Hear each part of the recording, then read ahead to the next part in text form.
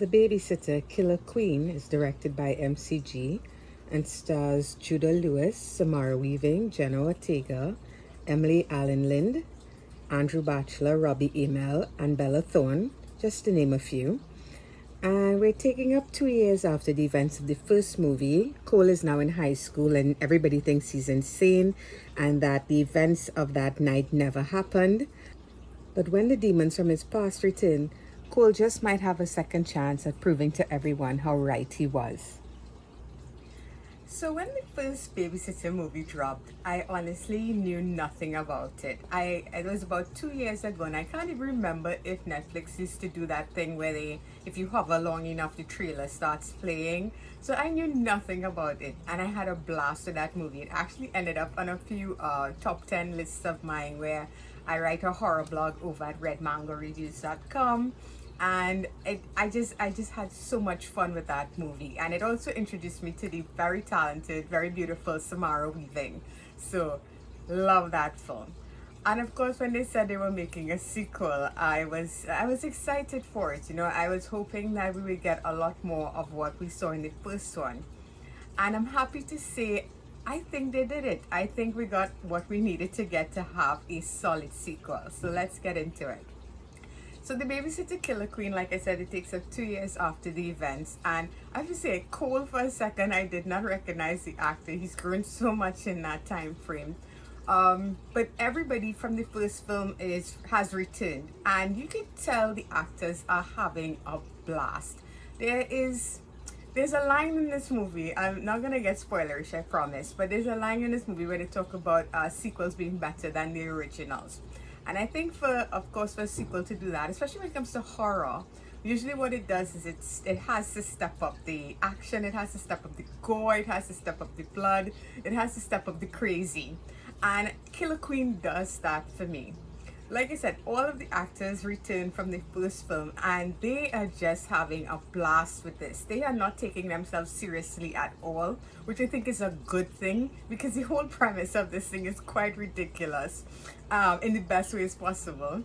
I think the comedy works most of the time. I would say for me, 90% of the jokes land, and I do love that they're embracing their 80s slasher roots with both arms. You could tell there's a lot of love for 80s retro horror movies like The Evil Dead, Friday the 13th. I would even throw some Fright Night in there with nobody believing him, and all these sorts of stuff. There's so many, there's even like a Deliverance, a little bit of a Deliverance reference there.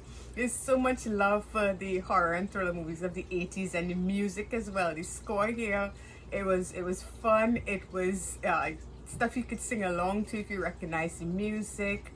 And of course we have the blood and gore. Now, like I said, it's a sequel. You're gonna have to step your game up. And yes, they use CG here, and I'm not a fan. You guys know that. I prefer practical effects, but they also use practical effects, so I give them points for that. And the red stuff is all over. It's ridiculous and it's over the top, and I loved every moment of it. The kills here definitely topped the first movie in every way. So if I am to look at any flaws in this film, I would say the newcomers, they're okay, but they definitely, I don't know, they're outshined by the OG players when they are on screen. Not that they're not fun, not that they're not good. They have their own moments here and there where they stand out, but they just can't outshine the first group of actors. They really can't. And then of course there's the fact that the first one was a little more grounded. This one is a bit more silly. Like it's embracing the comedic element a lot more this time around. Sorry. Most times it works. Most times it worked for me. Other times it did kind of pull you out of the horror aspect of it a bit.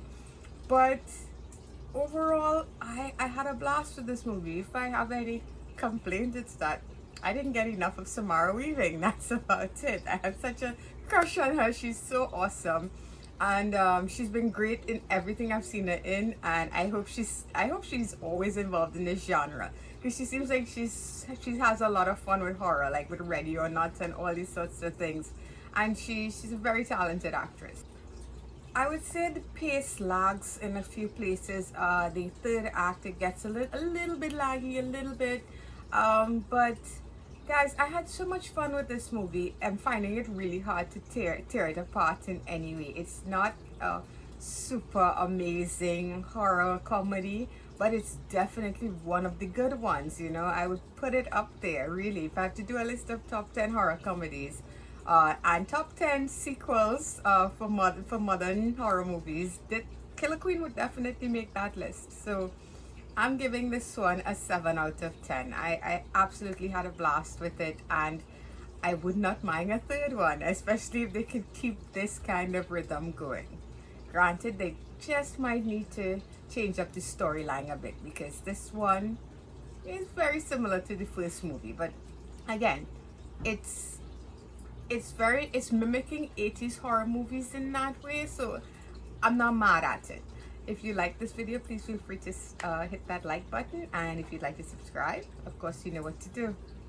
If you'd like to check out past videos as well, I've got a bunch of them right about there. So have a great weekend, guys, and until the next time, bye bye.